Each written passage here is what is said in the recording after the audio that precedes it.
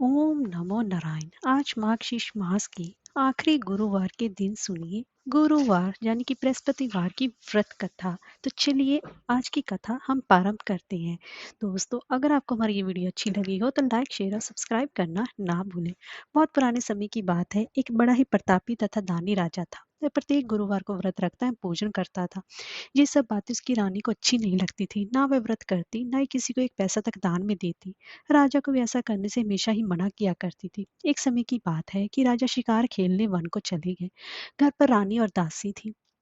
और उस समय गुरु बृहस्पति देव साधु का रूप धारण कर राजा के दरवाजे पर भिक्षा मांगने आए। साधु ने रानी से भिक्षा मांगी तो वह कहने लगी कि हे साधु महाराज, मैं तो इस दान और पुण्य से तंग आ गई हूँ। आप कोई ऐसा उपाय बताइए जिससे ये सारा धन नष्ट हो जाए और मैं आराम से रह सकूं। साधु रूपी बृहस्पति देव ने कहा कि हे देवी, तुम तो बड़े ही विचित्र हो। संतान और धन से भी भला कोई दुखी होता है। अगर तुम्हारे पास धन अधिक है तो इसे शुभ कार्य में लगाओ, जिससे कि तुम्हारे दोनों लोग सुधरे। परंतु साधु की इन बातों से रानी खुश नहीं हुई। उसने कहा, मुझे ऐसे धन की आवश्यकता भी नहीं जिससे कि मैं दान में दूं तथा जिसको संभालने में मेरा सारा समय नष्ट हो जाए। साधु ने कहा कि यदि तुम्हारी ऐसी इच्छा है तो जैसा मैं तुम्हें बताता हूँ तुम वैसा ही करना। बृहस्पतिवार के दिन तुम घर को गोबर से लीपना, अपने केशों को पीली मिट्टी से धोना, केशों को धोते समय स्नान करना, राजा से हजामत बनाने को कहना, भोजन में मांस मदिरा खाना, कपड़ा धोबी के यहाँ धुलने डालना। इस प्रकार 7 बृहस्पतिवार करने से तुम्हारा समस्त धन नष्ट हो जाएगा। इतना कहकर साधु बने बृहस्पति देव अंतर ध्यान हो गए। साधु के कहे अनुसार करते हुए रानी को केवल 3 बृहस्पतिवार ही बीते थे कि उसकी सारी संपत्ति नष्ट हो गई। भोजन के लिए परिवार तरसने लगा। एक दिन राजा रानी से बोला कि हे रानी, तुम यहीं पर रहो, मैं दूसरे देश को जाता हूँ, क्योंकि यहाँ पर मुझे सभी जानते हैं, इसलिए मैं कोई भी छोटा कार्य नहीं कर सकता। ऐसा कहकर राजा प्रदेश चला गया। वहां वह जंगल से लकड़ी काट कर लाता और शहर में बेचता। इस तरह वह अपना जीवन व्यतीत करने लगा। इधर राजा के बिना रानी और दासी दुखी रहने लगी। एक समय जब रानी और दासी दासी को 7 दिन बिना भोजन के रहना पड़ा तो रानी ने अपनी दासी से कहा कि हे दासी, या पास ही के नगर में मेरी बहन रहती है, वह बड़ी ही धनवान है, तो उसके पास जा कुछ लेकर आ, ताकि थोड़ी बहुत गुजर बसर हो जाए। दासी रानी की बहन के पास गई। उस दिन बृहस्पतिवार था। रानी की बहन उस समय बृहस्पतिवार की कथा सुन रही थी। दासी ने रानी की बहन को अपनी रानी का संदेश दिया, लेकिन रानी की बहन ने कोई भी उत्तर नहीं दिया। जब दासी को रानी की बहन से कोई उत्तर नहीं मिला तो वह बहुत ही ज्यादा दुखी हुई। उसे क्रोध भी आया। दासी ने वापस आकर रानी को सारी बात बता दी। सुनकर रानी ने अपने भाग्य को कोसा। उधर रानी की बहन ने सोचा कि मेरी बहन की दासी आई थी, परंतु मैं उससे नहीं बोली, इससे वो बहुत ज्यादा दुखी हुई होगी।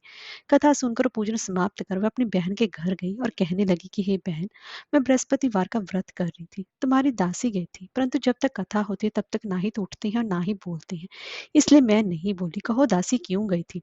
रानी बोली कि बहन, हमारे घर अनाज नहीं था। ऐसा कहते कहते रानी की आंखें भर आई। उसने दासियों समेत भूखा रहने की बात भी अपनी बहन को बता दी। रानी की बहन बोली कि बहन देखो, बृहस्पति देव भगवान सबकी मनोकामना पूर्ण करते हैं। देखो, शायद तुम्हारे घर में अनाज रखा हो। यह सुनकर दासी घर के अंदर गई तो वहां उसे एक घड़ा भरा अनाज का मिल गया। ये सुनकर दासी को बड़ी ही हैरानी हुई, क्योंकि उसने एक एक बर्तन देख लिया था। उसने बाहर आकर रानी को बताया। दासी रानी से कहने लगी कि हे रानी, जब हमको भोजन नहीं मिलता तो हम व्रत ही तो करते हैं, इसलिए क्यों ना इनसे व्रत और कथा की विधि पूछ ली जाए, हम भी व्रत किया करेंगे। दासी के कहने पर रानी ने अपने बहन से बृहस्पतिवार के व्रत के बारे में पूछा। उसकी बहन ने बताया कि बृहस्पतिवार के व्रत में चने की दाल और मुनक्का से विष्णु भगवान का केले की जड़ में पूजन करें तथा दीपक जलाएं, पीला भोजन करें तथा कथा भी सुने। इससे गुरु भगवान प्रसन्न होते हैं, मनोकामना पूर्ण करते हैं। व्रत और पूजन की विधि बताकर रानी की बहन अपने घर लौट आई। रानी और दासी दोनों निश्चय किया कि बृहस्पति देव भगवान का पूजन जरूर करेंगे। 7 रोज बाद जब बृहस्पतिवार आया तो उन्होंने व्रत रखा, गुड़साल में जाकर चना और गुड़ बीन लाई तथा उसकी दाल से केले की जड़ तथा विष्णु भगवान का पूजन किया। अब पीला भोजन कहाँ से आए? दोनों बड़ी ही दुखी हुए, परंतु उन्होंने व्रत किया था, इसलिए बृहस्पति देव भगवान प्रसन्न थे। एक साधारण व्यक्ति के रूप में वे 2 थालों में सुंदर पीला भोजन लेकर आए और दासी को देकर बोले कि हे दासी, ये भोजन तुम्हारे लिए और तुम्हारी रानी के लिए है, इसे तुम दोनों ही ग्रहण करना। दासी भोजन पाकर बहुत प्रसन्न हुई। उसने रानी को सारी बात बताई। उसके बाद से प्रत्येक बृहस्पतिवार को गुरु भगवान का व्रत और पूजन करने लगी। बृहस्पति भगवान की कृपा से उनके पास धन हो गया, परंतु रानी फिर पहले की तरह ही आलस्य करने लगी। तब दासी बोली कि देखो रानी, तुम पहले भी इस प्रकार आलस्य करती थी, तुम्हें धन को रखने में कष्ट होता था, इस कारण सभी धन नष्ट हो गया। अब गुरु भगवान की कृपा से फिर से धन मिला है, तुम्हें फिर आलस्य होता है। बड़ी मुसीबतों के बाद हमने ये धन पाया है, इसलिए हमें दान पुण्य करना चाहिए। अब तुम भूखे मनुष्यों को भोजन कराओ, पियाऊ लगवाओ, ब्राह्मणों को दान दो, कुआं तालाब बावड़ी आदि का निर्माण करवाओ, मंदिर पाठशाला बनवाकर ज्ञान दान दो, कुंवारी कन्याओं का विवाह कराओ, अर्थात धन को शुभ कार्य में खर्च करो, जिससे कि तुम्हारे कुल का यश बढ़े तथा स्वर्ग प्राप्त और पितर भी प्रसन्न हो। दासी की बात मानकर रानी शुभ कर्म करने लगी, उसका यश फैलने लगा। एक दिन रानी और दासी आपस में विचार करने लगी कि ना जाने राजा किस दशा में होंगे, उनकी कोई खोज खबर भी नहीं है। उन्होंने श्रद्धा पूर्वक गुरु बृहस्पति भगवान से प्रार्थना की, राजा जहाँ कहीं भी हो शीघ्र ही वापस आ जाए। उधर राजा प्रदेश में बहुत दुखी रहने लगा। वह प्रतिदिन जंगल से लकड़ी बीन कर लाता और उसे शहर में बेचकर अपने दुखी जीवन को बड़ी ही कठिनता से व्यतीत करता। एक दिन दुखी हो अपनी पुरानी बातों को याद करके वह रोने लगा और उदास हो गया। उसी समय राजा के पास बृहस्पति देव साधु के वेश में आकर बोले कि हे लकड़हारे, तुम इस सुनसान जंगल में किस चिंता में बैठे हो, मुझे बताओ। ये सुन राजा के नेत्रों में जल भर आया। साधु की वंदना कर राजा ने अपनी संपूर्ण कहानी सुना दी। महात्मा दयालु होते हैं। वे राजा से बोले कि हे राजा, तुम्हारी पत्नी ने बृहस्पति देव के प्रति अपराध किया था, जिसके कारण तुम्हारी ये दशा हुई। अब तुम चिंता मत करो, भगवान तुम्हें पहले से अधिक धन देंगे। देखो, तुम्हारी पत्नी ने बृहस्पतिवार का व्रत प्रारंभ कर दिया है। अब तुम भी बृहस्पतिवार का व्रत करके चने की दाल व गुड़ जल के लोटे में डालकर केले का पूजन करो, फिर कथा कहो या सुनो, भगवान तुम्हारी सभी कामनाओं को पूर्ण करेंगे। साधु की बात सुनकर राजा बोला कि हे प्रभु, मुझे लकड़ी बेचकर तो इतना पैसा भी नहीं बचता जिससे कि भोजन के उपरांत मैं कुछ बचा सकूं। मैंने रात्रि में अपनी रानी को व्याकुल देखा है, मेरे पास कोई साधन नहीं जिससे कि उसका समाचार मैं जान सकूं। फिर मैं कौन सी कहानी कहूँ ये भी मुझको मालूम नहीं है। साधु ने कहा कि हे राजा, मन में बृहस्पति भगवान के पूजन व्रत का निश्चय करो, वैसे हम तुम्हारे लिए कोई ना कोई रास्ता बना देंगे।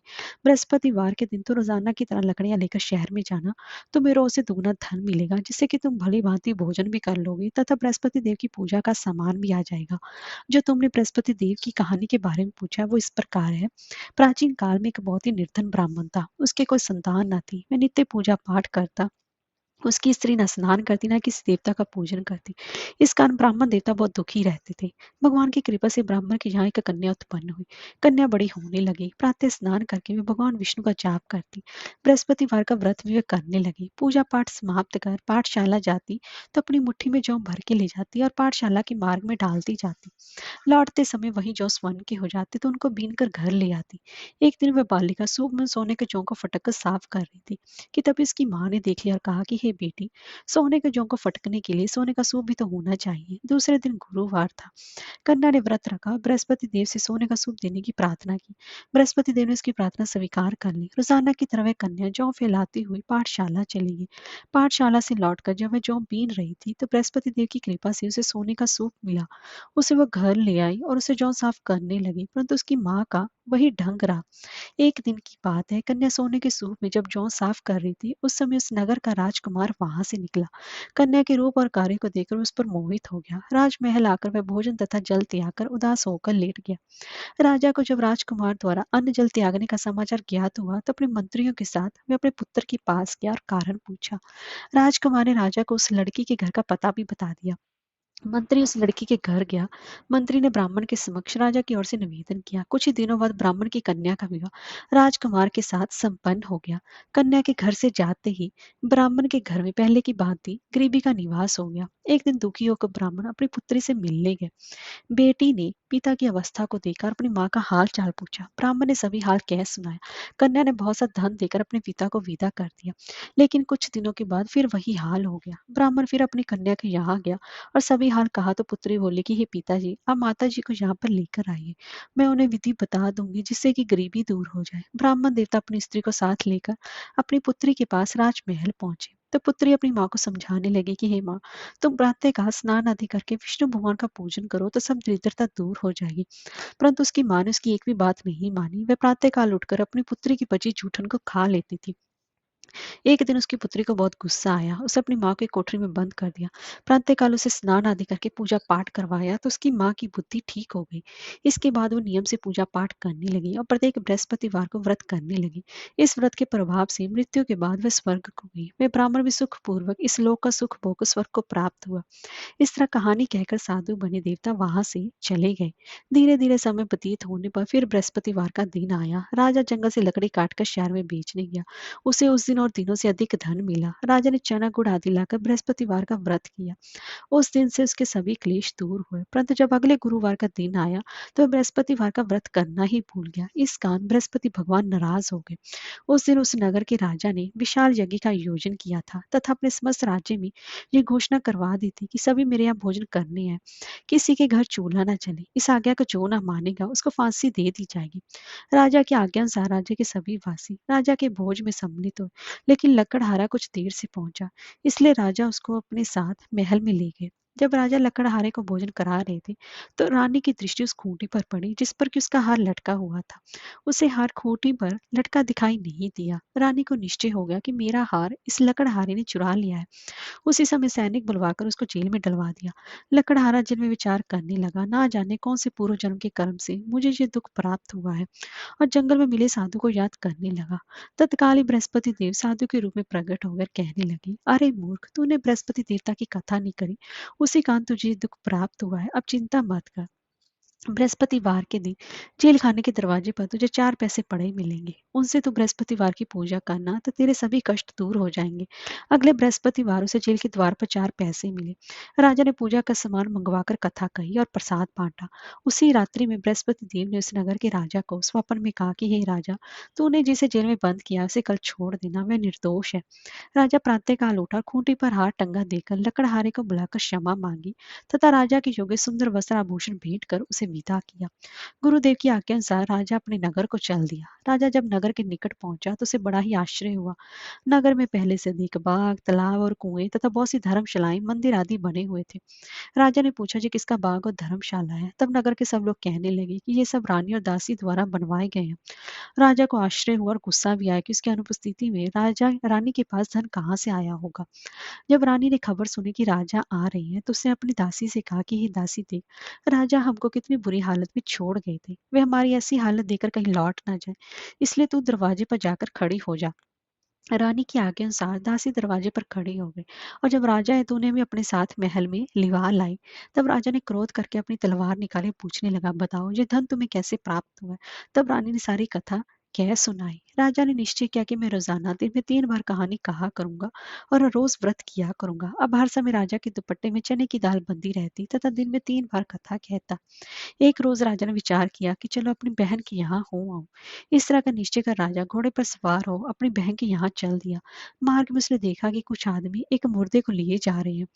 उन्हें रोककर राजा कहने लगा कि अरे भाइयों, मेरे बृहस्पतिवार की कथा सुन लो। वे बोले, लो, हमारा तो आदमी मर गया, इसको अपनी कथा की पड़ी है। परंतु कुछ आदमी बोले कि अच्छा को हम तुम्हारी कथा भी सुनेंगे। राजा ने दाल निकाली और कथा कहनी शुरू कर दी। जब कथा आदि हुई तो मुर्दा हिलने लग गया, और जब कथा समाप्त हुई तो राम राम करके वह मुर्दा खड़ा हो गया। राजा आगे बढ़ा, उसे चलते चलते शाम हो गई। आगे मार्ग में उसे एक किसान खेत में हल चलाता मिला। राजा ने उससे कथा सुनने का आग्रह किया, लेकिन वह नहीं माना। राजा आगे चल पड़ा। राजा के हटते बैल पछाड़ खाकर गिर गए तथा किसान के पेट में बहुत जोर से दर्द होने लगा। उसी समय किसान की माँ रोटी लेकर आई। उसने जब देखा तो अपने पुत्र से सभी हाल चाल पूछा। बेटे ने सभी हाल बता दिया। बुढ़िया दौड़ी दौड़ी उस घुड़सवार के पास पहुंची और उससे बोली, मैं तेरी कथा सुनूंगी तो अपनी कथा मेरे खेत पर ही चलकर कहना। राजा ने लौटकर बुढ़िया के खेत पर जाकर कथा कही, जिसके सुनते बैल खड़े हो गए तथा किसान के पेट का दर्द भी बंद हो गया। राजा अपनी बहन के घर पहुंच गया। बहन ने भाई की खूब मेहमानी की। दूसरे रोज राजा प्रातःकाल जगा तो देखने लगा कि सभी लोग भोजन कर रहे हैं। राजा ने अपनी बहन से जब पूछा कि ऐसा कोई मनुष्य है जिसने भोजन नहीं किया हो, जो मेरे बृहस्पतिवार की कथा सुन ले? बहन बोले कि हे भैया, ये देश ऐसा ही है, यहाँ लोग पहले भोजन करते हैं, बाद में कोई अन्य काम करते हैं। फिर वह कुम्हार के घर गई जिसका कि लड़का बीमार था। उसे मालूम हुआ कि यहाँ 3 दिन से किसी ने भोजन नहीं किया है। रानी ने अपने भाई की कथा सुनने के लिए कुमार से कहा तो वह तैयार हो गया। राजा ने जाकर बृहस्पतिवार की कथा कही, जिसको कि सुनकर उसका लड़का ठीक हो गया। अब तो राजा की प्रशंसा होने लगी। एक दिन राजा ने अपनी बहन से कहा कि हे बहन, मैं अब अपने घर जाऊंगा, तुम भी तैयार हो जाओ। राजा की बहन ने अपनी सास से अपने भाई के साथ जाने की आज्ञा मांगी। सास बोली, हाँ चली जा, मगर अपने लड़कों को मत ले जाना, क्योंकि तेरे भाई की कोई भी संतान नहीं होती।